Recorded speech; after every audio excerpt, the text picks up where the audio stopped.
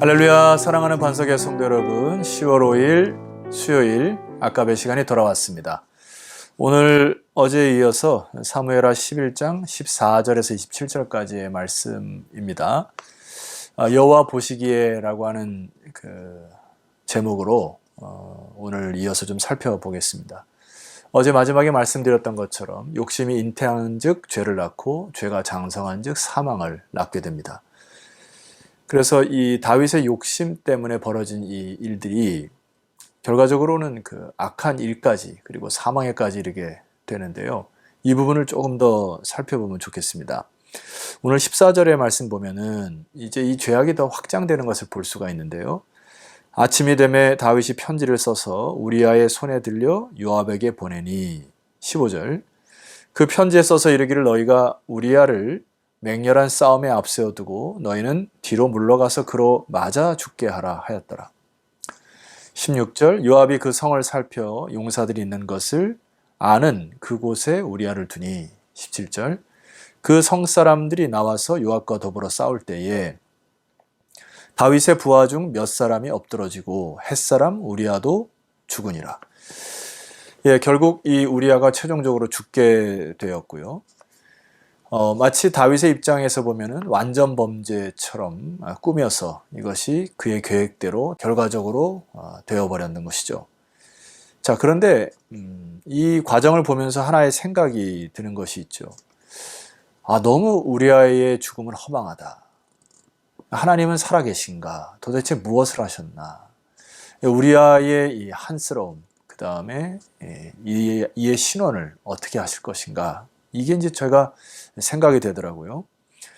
자, 그런데 오늘 이 벌어진 일에 대하여 하나님이 정확히 평가하는 구절이 오늘 마지막 본문의 26절 이하에 이렇게 기록되어 있습니다.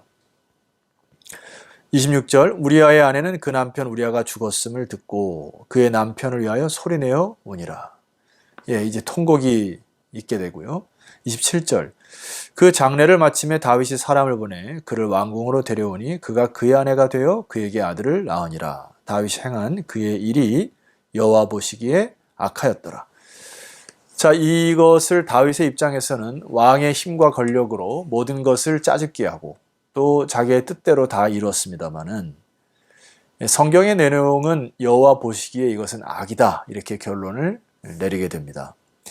열왕기에도 보게 되면은 이 사건에 대해서 이렇게 기록합니다. 열왕기상 15장 5절 다윗은 햇사람 우리아의 일 외에는 평생 여호와 보시기에 정직히 행하고 자기에게 명하신 모든 일을 어기지 아니하였음이니라. 결과적으로도 이 일은 여호와 보시기에 악하였고 이 일을 또 열왕기에서도 정확히 기록하고 있습니다. 그러니까 하나님은 모든 것을 감찰하시는 분이시다. 이게 참 우리가 붙들어야 될 부분이고요. 그래서 우리의 신앙은 바로 여호와 앞에서라고 하는 그 부분을 회복하셔야 됩니다. 자, 이 다윗을 하나님 평가할 때 악하다 이렇게 평가를 하셨고요.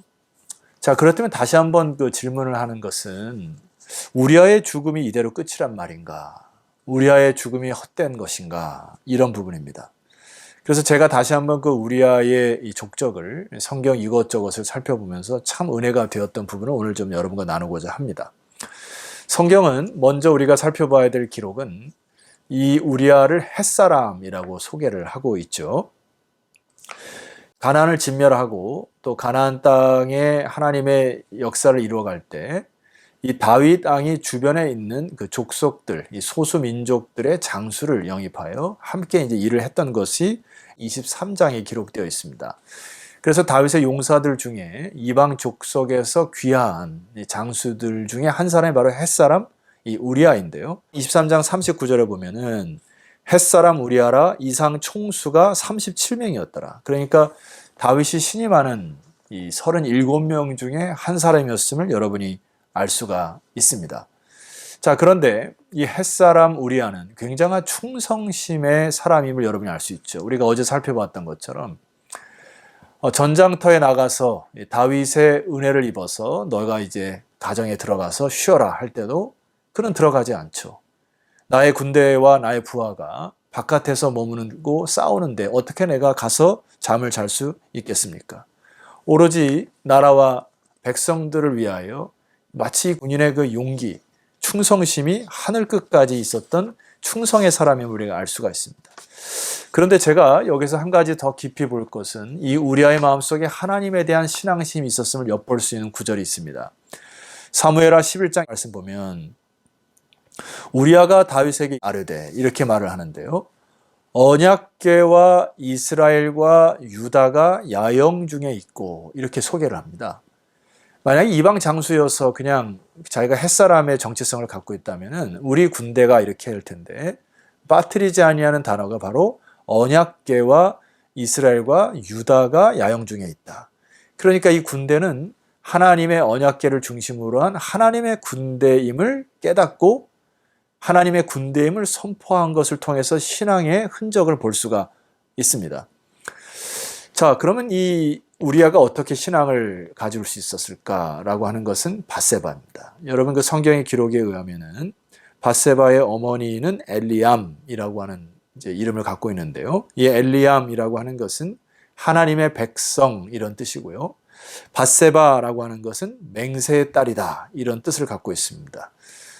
여러분 제가 일전에 말씀드렸지만 히브리 민족들이 그의 자녀들을 통하여 신앙을 소개하고 또 신앙의 충정심을 회복하기 위해 이름을 짓는다고 말씀드렸던 것처럼 이 밧세바는 훌륭한 신앙의 가문임을 알 수 있었고 햇사람 우리아도 이 밧세바를 사랑함을 통하여서 신앙을 회복하는 이 결정적인 단서가 바로 이 밧세바의 이름, 맹세의 딸이라고 하는 이름, 그리고 어머니의 이름 엘리암, 하나님의 백성이라고 하는 신앙의 가문에 들어와 신앙이 되었을 가능성이 높아 보입니다. 자, 그러면 지금까지 이렇게 그의 이름을 추적해봤고 그가 신앙심이 있고 충성심 있는 사람을 보았는데 결과론적으로는 모든 것을 잃어버린 것 같은 느낌이 듭니다. 욥이라고 하는 사람도 사탄의 유혹에 의하여 시험을 받아서 그 다음에 나중에는 갑절의 보상을 받았던 것이 기록되어 있는데 우리아는 너무나 억울한 죽음이 아닌가. 아무것도 없이 그냥 죽었나 이렇게 생각해 볼 수가 있는데 제가 마태복음의 족보를 다시 쭉 묵상하다가 참 깜짝 놀란 부분이 있습니다. 마태복음 1장 1절로 잠깐 내려가셔서 족보를 보시죠. 아브라함과 다윗의 자손 예수 그리스도의 계보라 이렇게 시작되죠. 2절 아브라함은 이삭을 낳고 이삭은 야곱을 낳고 야곱은 그의 형제들을 낳고 이렇게 진행되다가 6절을 가게 되면은 이새는 다윗 왕을 낳으니라. 다윗은 우리아의 아내에게서 솔로몬을 낳고 여기 그 우리아라고 하는 인물이 등장하죠.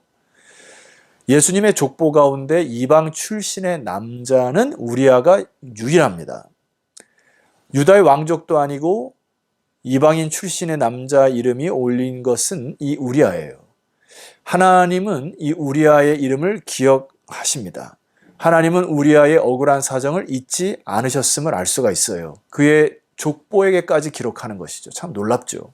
자, 두 번째.